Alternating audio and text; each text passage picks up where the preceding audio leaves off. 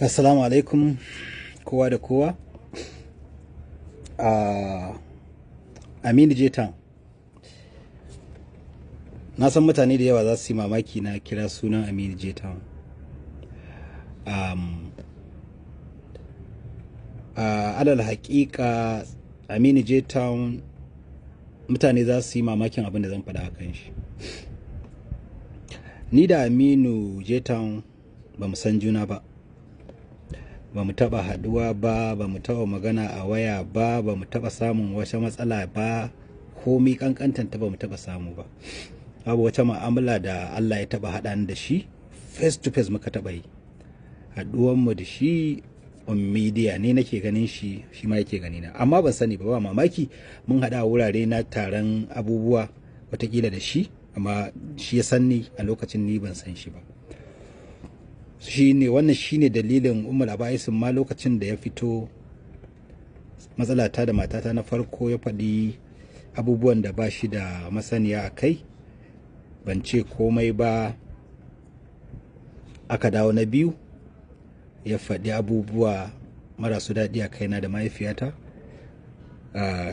Shine abin da ya fi ɓata min rai, amma na tsaya na yi tunani, ina so in tuna menene masa, sai na ga cewa babu ma wani abu da na taɓa yi masa,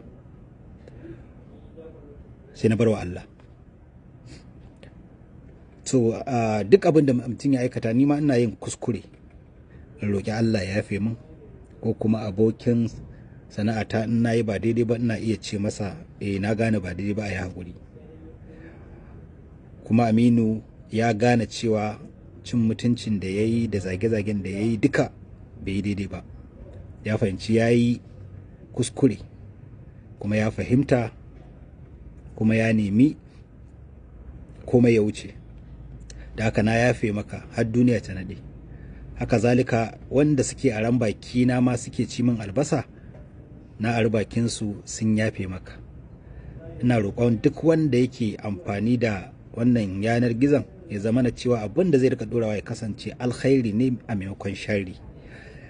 Bahaushe ya ce idan rai ya ɓaci hankali ke dawo da shi.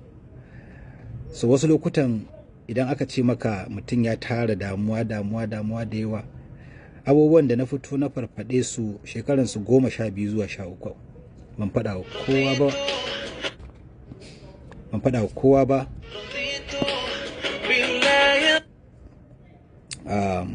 wa kowa ba, kuma ban fito duniya na faɗa ba, har sai da tura ta kai bango. Naga zan iya kwanciya yanzu, gobe ba lallai a tashi da ni ba saboda damuwa. Da haka akwai iyayen gidana da kuma abokaina masu wanda ba 'yan cikin 'yan fim ba, sun yi matukar kokari wajen controlling dina, amma da yadda na ɗauko abubuwan da na ɗauko na so har sai na dire su, kuma ba abubuwa ba ne masu na alkhairi gaskiya. Wasu lokutan ba cikakken hankali ba ne da ni idan raina ya ɓaci gaskiya, amma kuma an yi kokari an shawo kaina. Kuma da na ga wayoyin wasu abokan nawa, akwai waɗanda na ɗauka, akwai wanda ban miss call na gani, akwai waɗanda na ga text ɗinsu na reply, maza da mata, har da sababbin mutane da ban san su a rayuwata ba, sun kira ni, wasu na ɗauka, wasu na har yanzu ma dai wasu ma ban duba sakonsu ba. Amma duka na gani, da wanda ma ban gani ba, na gode muku, Allah ya saka muku da alkhairi.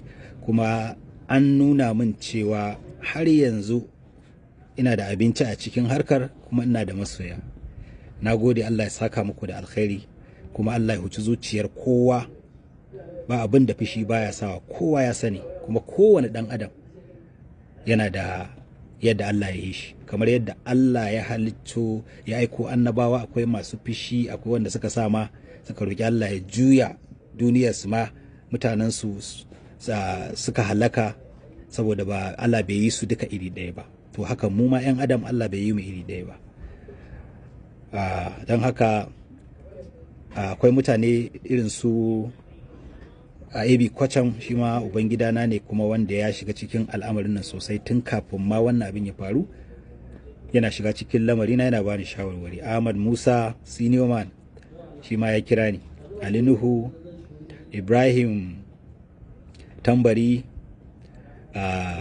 kai ga sunan dai na ce zan kira suna da yawa, maza da mata, kun ga irin su Rashida Adamu, Alhaji ta Fati Nijar Riyas, kun nuna min cewa yan halak ne ku, kuma kun nuna kun sa duniya ta fahimci cewa abin da na faɗa gaskiya ne, dan watakila da ba ku yi magana ba za ku bar wasu a cikin duhu. Wallahi al'azimu shekaran abin nan wajen 2 zuwa 13 zuwa 15 ba ni da niyyar fitowa in faɗi waɗannan maganganun duka abin da na faɗa, amma dai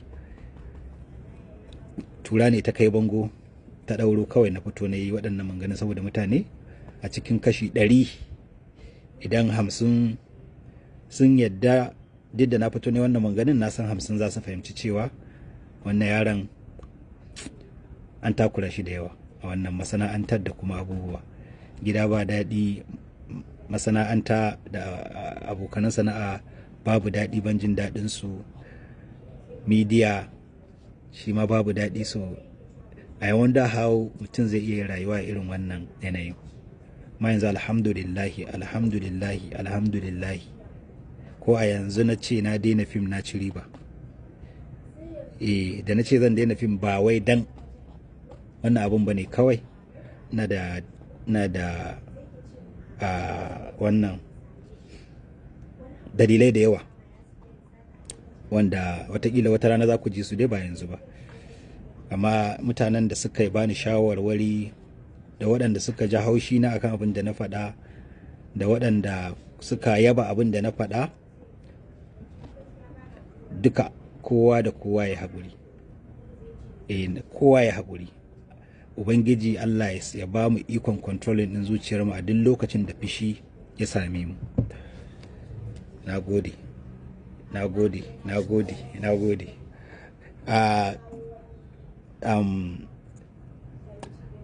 Abokan sana'ata duk na ga post din kowa da kowa, da wanda suka yi da wanda ba su yi ba, din na gani. Amma ina roƙonmu da mu haɗa kanmu, mu daina bari sai mun mutu kadai za mu je mu zumunci, mu daina bari sai aure ya zo za mu je mu dina mu cashe rawa. Wurare da dama na addini ya kamata a rika jin bakin mu, a rika ganin mu muna zuwa.